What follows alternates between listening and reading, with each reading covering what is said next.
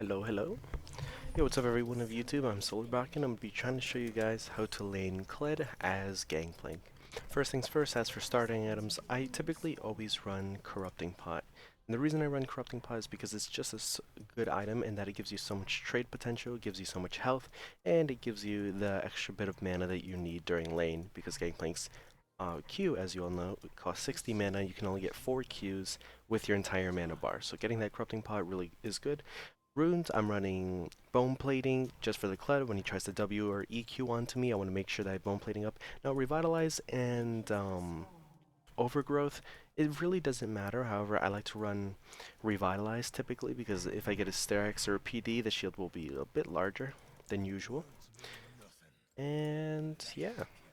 Secondary, I'm taking inspiration as opposed to sorcery because I like to play for laning phase, whereas the other runes are more sort towards scaling. And I want to make sure I dominate laning phase, because if I dominate laning phase, I'm confident I can carry. So, a good thing to notice on GP is you have to recognize your own playstyle. The way I play GP is to carry in 1v9 games. So if you want to aspire to be like that and get those 1v9 games, I would recommend trying to copy my playstyle or trying to copy the setups that I run. Straight up into Kled. Trading a bit, getting Qs off. Nothing too crazy happening this lane. Now, I want to poke him especially level 1. If I can get this auto. I want to poke him. Oh, I used corrupting at the wrong time there while I still had grievous wounds on me.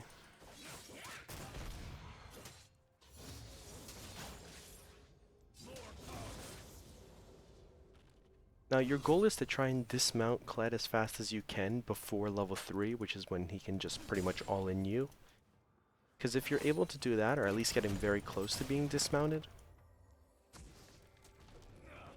then you'll have a lot more kill threat. Like right now, he can't go in on me. Because if he goes in on me, he's going to lose out on... Well, he can potentially die, actually. Look at him, that's why he's trying to run. Because I traded Qs when he Q'd onto me, knowing that I have more sustain than him, and knowing that once he gets dismounted, I have kill threat.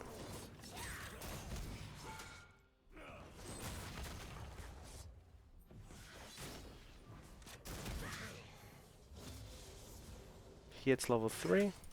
Now, I don't have a barrel, so this is a bit risky on my part. And make sure I don't take any unnecessary turret damage.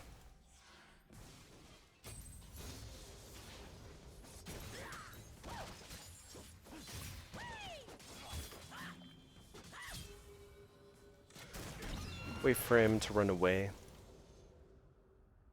So I know he's going to EQ onto me. I make sure I sidestep there. And now that he's dismounted, lane is much more likely to go in my direction.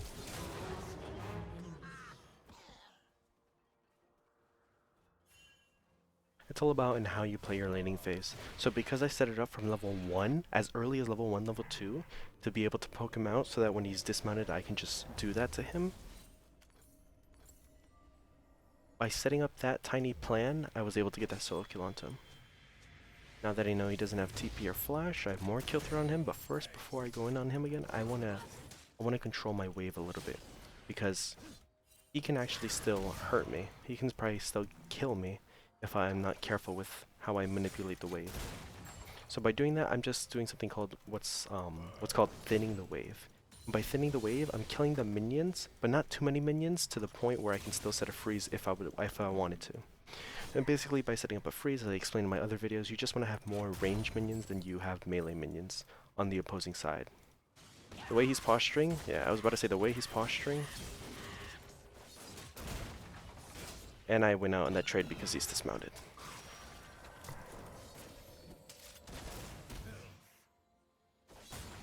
And now I'm able to set a freeze. Got him. Just in time. Right before he could remount again, I made sure to flash. And even if he did remount, I'm pretty sure that my Q would have actually dismounted him again. And why did that happen? Because I recognized he would go on me, so I set up a barrel ahead of time. Granted, it was maybe half a second late, but the point is that I had a game plan in mind. And as Gangplank, always want to be doing that. The second you stop thinking on Gangplank is the second you get unnecessary deaths, and the second the game becomes harder to 1v9. It's so much easier. Okay, for a second I thought my mic, sorry, for a second I thought my mic was, uh-oh.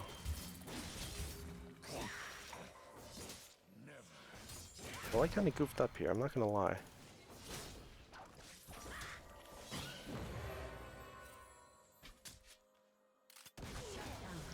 Damn, I was almost crazy.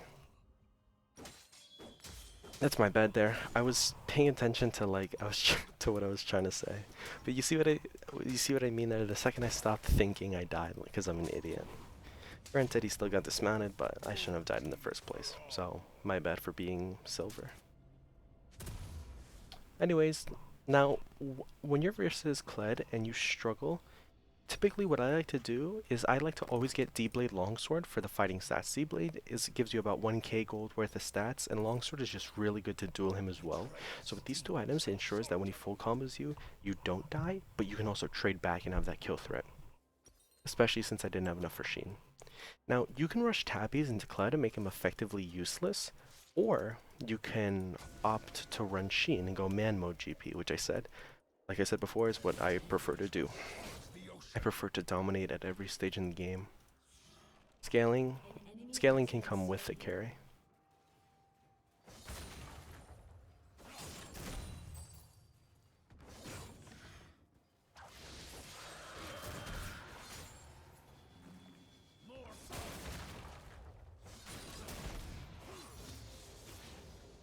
Now he's level 7. I want to pop a health pot, and I want to see if I can... Okay.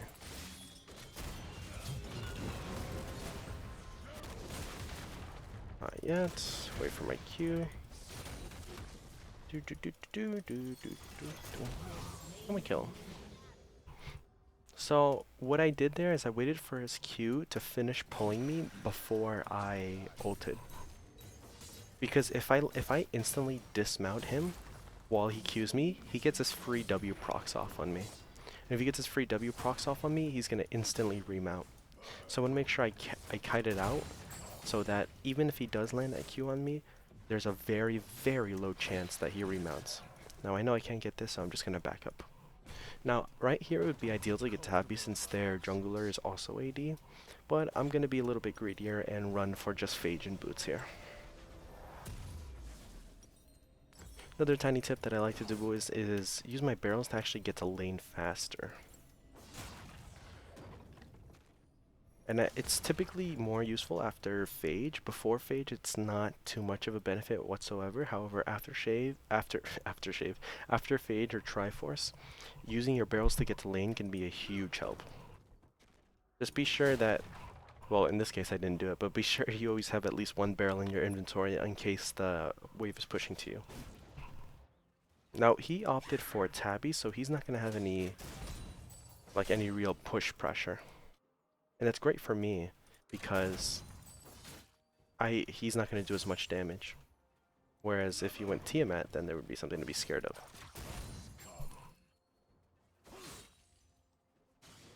So typically this is seen as Kled dominates GP lane, but by doing the things I mentioned earlier, that guy got greedy there.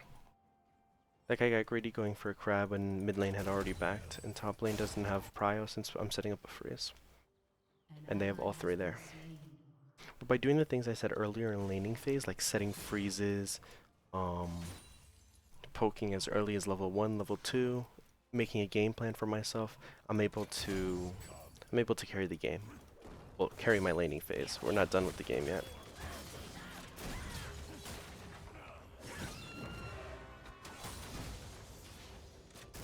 And he's dead. Goodbye. And the buff transfer is complete there. I know if he misses his Q, that he has no damage, and even if he does hit the Q, likelihood of him killing me is extremely low since he doesn't have any real damage, it's just all tabbies. has been slain.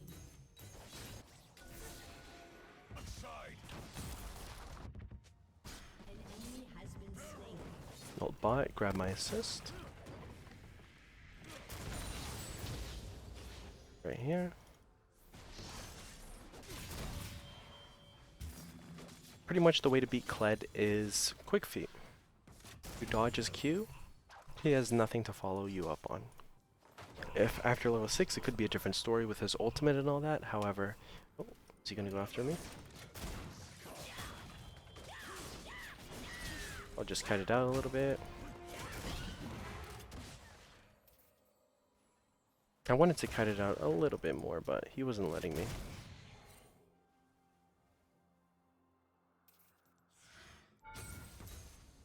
That's alright, I'll let him live this time.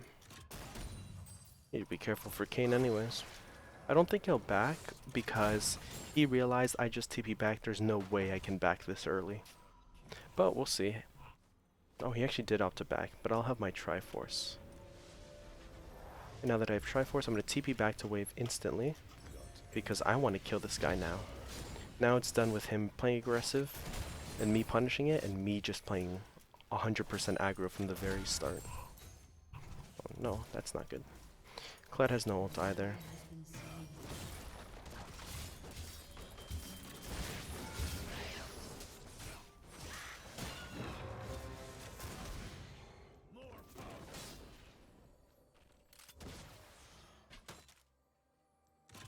I see a play in my head.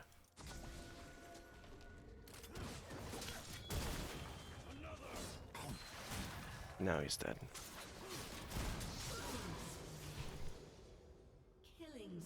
Initially I wanted to flash one part in backwards, but that didn't end up happening. Looks like it's Shadow Kayn, so I'm just gonna back now in case he's gonna run up here. He can get here very quickly. By the time I clear this wave, he'd have already killed me. I'm actually going to get my tabbies, mainly for the reason that this is blue Kayn, and the way to survive blue Kayn is tabbies and health. Pretty much the way to survive any AD assassin. And since he is kind of fed, I won't test him yet.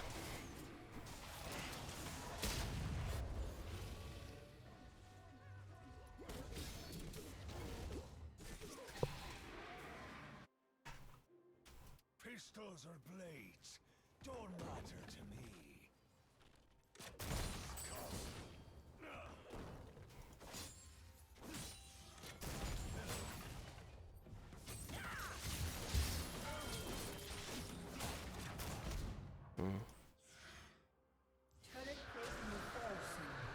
But again, I take no damage. Why? Because I have my tabbies completed. Thankfully.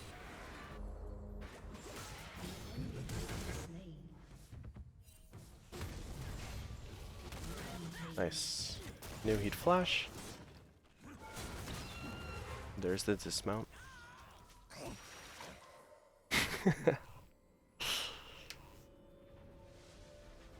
He probably didn't expect it to kill, but since I'm level 11 and I have that upgraded base damage from my ulti now, life is good. Unstoppable.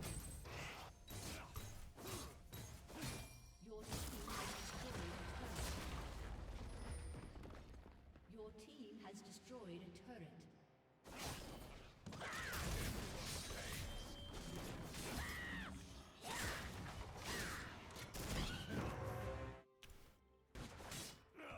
And he's dismounted again.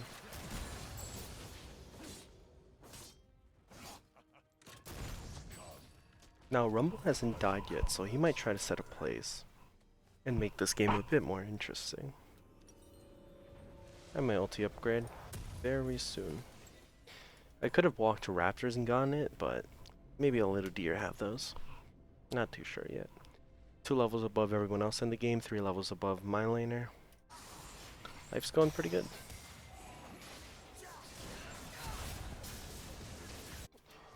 Talon dies there.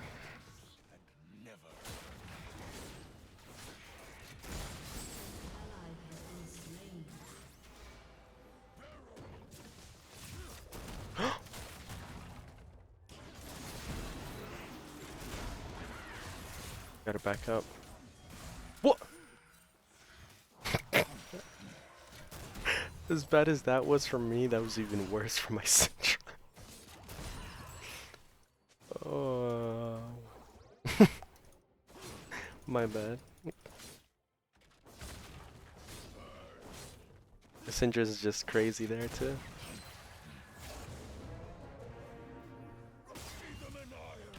You got him, Mudir. I know your champion has like a 20% win rate, but I'm still rooting for Udyr. He's gonna have his big comeback. An enemy has been slain.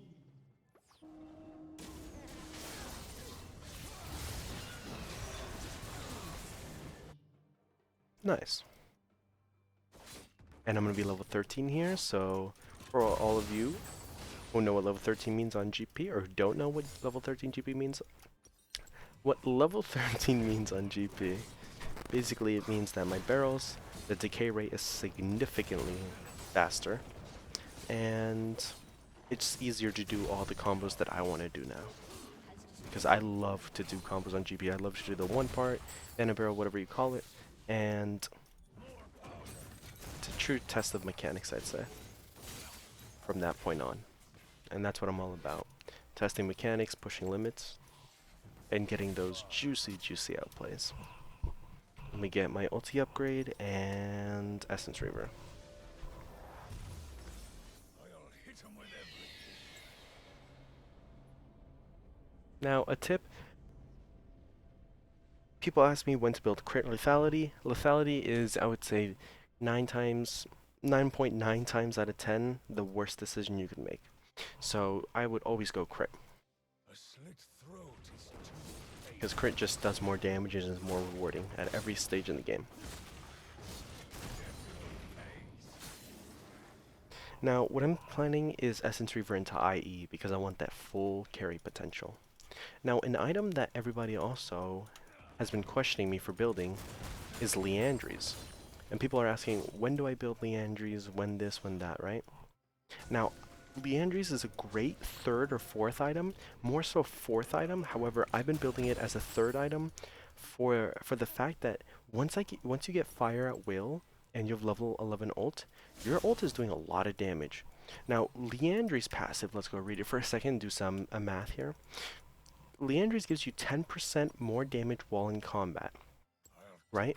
Now, if you combine that with the 2.5% maximum health damage burn against movement impaired targets, and you look at GP's ult, which is a movement impairing ability, if you get that 10% extra damage, not just from Liandry's passive Madness, but also from Torment, you'll be doing a lot more damage than if you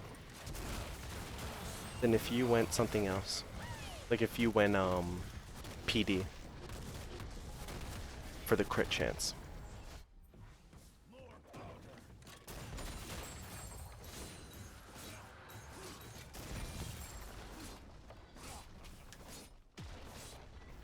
So basically, that's the math behind Liandry's, boys.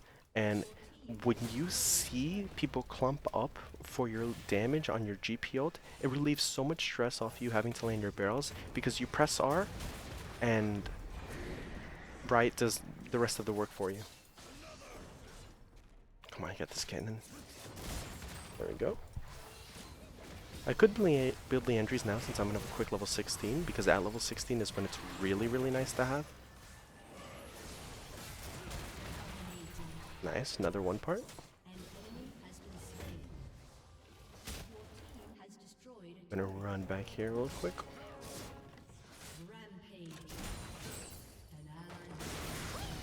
absence. An enemy And we're has cooking. been slain. But yeah, going back to my laning phase is what allowed me to be able to hard carry top lane and carry the side lane to split to the point where nobody could even contest me.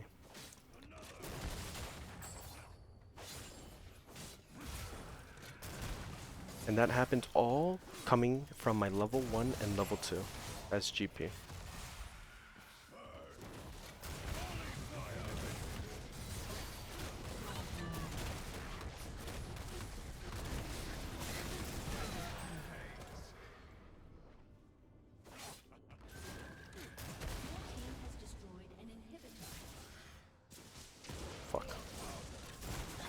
No, I was about to orange. I suck. That's alright, because I got my Infinity Edge now. Now, if you build Leandri's third, which I sometimes do, building IE right after is the biggest spike you can have. That spike is insanely strong with 80 and AP damage alike. But anyways, guys, this has been your mini lesson in learning how to lane Kled, but also in learning how to manipulate your waves and learning how to side better, land your combos, and do all that good stuff so that you may succeed in more of your games. This is gold, but I'm pretty sure this is plat MMR if I'm not mistaken. Yeah, platinum 2. Yeah. Oh, what the heck? Let me check. Yeah, this is like platinum 2 MMR, so although I'm gold 3, still have decent MMR. So, thank you for watching, guys. Be sure to like the comment, like be sure to like the video, comment, and subscribe. It does help the channel out a lot, and make sure to comment down below what you guys want to see in the next video. And the next video that's going to come out is going to be really, really, really nice, and I hope you all enjoy it. Peace out, everyone, and have a good day.